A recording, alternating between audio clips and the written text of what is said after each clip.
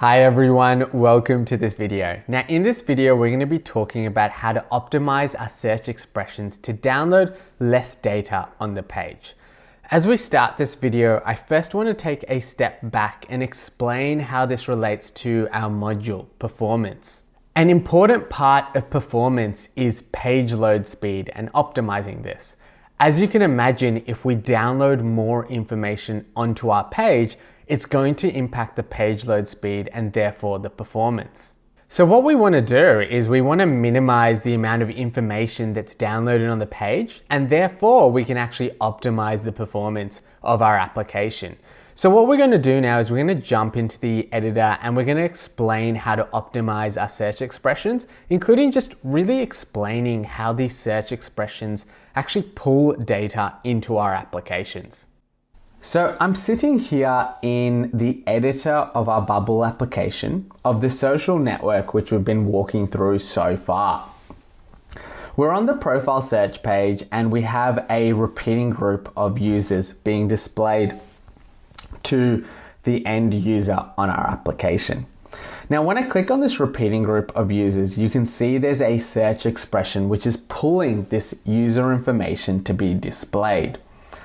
Now, what I want to get into is how we're actually manipulating the data of the search expression. So to manipulate the data, we have used both constraints and advanced filters, which I'll go into in a moment.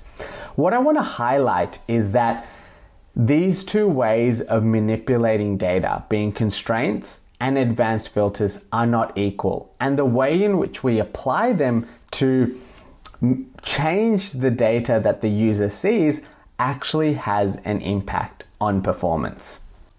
So to walk you through it, what we can see here when I click this one is we first have a constraint.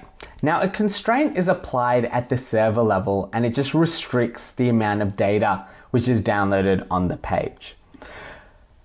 Now on the other side, we have these advanced filters and we apply these instead of constraints when we want to be really specific or really granular in the way that we want to manipulate our data, and our constraints often don't allow for this granularity. But it's important to note that these advanced filters are applied on the client side. So it is applied after the data has been downloaded onto the page, and that has an impact on performance. Now, this may not be quite clear to you yet, so I want to walk through this diagram and really explain it in a bit more detail. So just say we have a list of 20 users which is saved on the server. We're now doing this search to pull this information and ultimately display it on the browser. So first we apply a constraint, and that constraint allows us to remove 5 of the users. So that means that we only need to download 15 of the users instead of the full 20. So what we do is we apply the constraint, and now on the client, we have downloaded 15 users onto our end user's computer. We then apply our advanced filter because we want to go even more granular in the way that we display our data. Now we're only displaying 10 users to the actual end user. So the user will see 10 users, but we've actually downloaded 15 users onto the page. So you can imagine there's an impact on performance here. Number one, we are downloading more users from the server than we actually need to display. So we're downloading 5 more, and that's going to have an impact on our page load speed and our performance. Second off, as you can imagine, a constraint is applied on the server. So when we're applying that filter, we're using the server's processing power.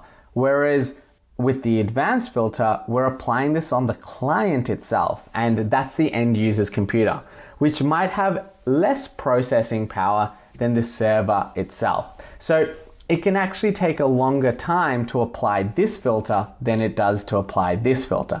So again, that has an impact on performance. So what we always want to do is we want to, one, minimize the download due to this page load speed, and also minimize the number of advanced filters that we apply. Now what I'm going to do is I'm going to jump back to our editor and go through an example which shows you, one, why we've actually applied an advanced filter in this search expression, and then 2, how we can actually remove this. So walking through this advanced filter, I want to explain why we've set it up. So what this advanced filter allows me to do is basically we have this search box of university location. And what we can do is we can filter the repeating group of users or the list of profiles based on the location of the university that they're going to. So if you write in Texas here, what we will see is we'll see a list of profiles of people who go to universities based in Texas. Now, the way that this is set up, if I jump over to my database, is that we capture the location information on this university data type. So there's a university, just say Texas A&M, and it's based in Texas. Then on my user data type, we have the university saved. So during the onboarding process, the user picks the university they are in, and then from this university link and relationship, we're able to pull out the location information.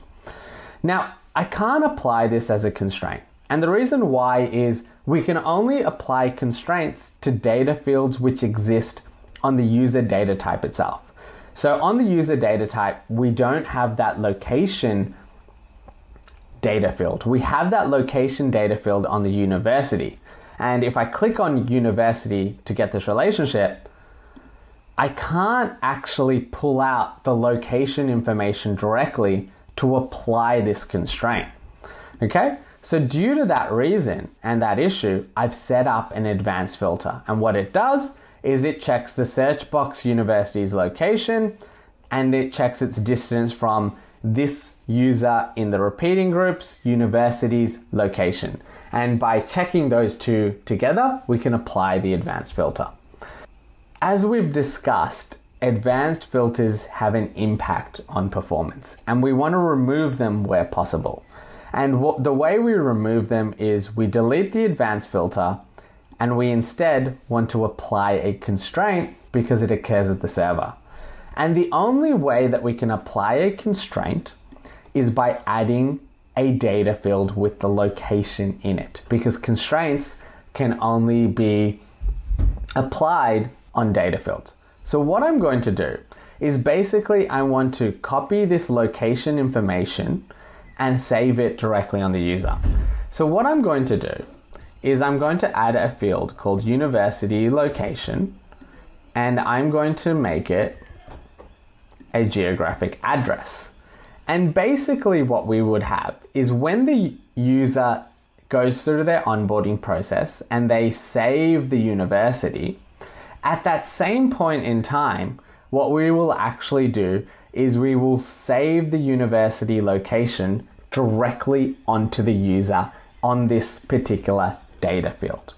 And what that will allow me to do is over here, I can go university location is within search box university locations value. Let me write it this way. So I'll write 40 kilometers of search box university locations value. So that in this way, I can now delete my advanced filter and now I only have constraints. That means that I'm minimizing the amount of information downloaded onto the page. I'm not applying an advanced filter and that's going to have an improvement on performance. So what I want to highlight here is that to remove an advanced filter, what we need to do is we need to apply a data field directly on whatever data type we are searching for, and that means that we can apply a constraint.